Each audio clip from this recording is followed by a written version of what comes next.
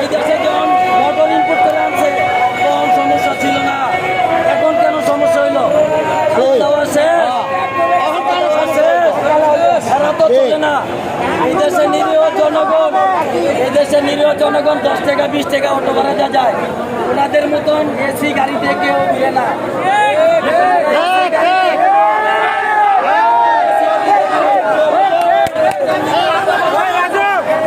আমাদের দাবি মানা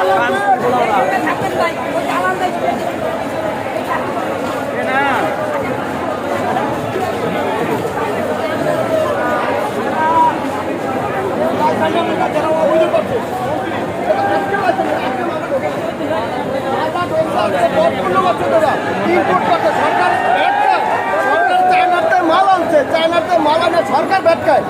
এরপরে এটা মন্ত্রী হঠাৎ করে এটা বন্ধ করে দিতে পারে, টাইম টেবিল আছে। এখন লাইসেন্স বন্ধ করে দাও, ইনপুট বন্ধ করে দাও। ইনপুট না বন্ধ করলে আমরা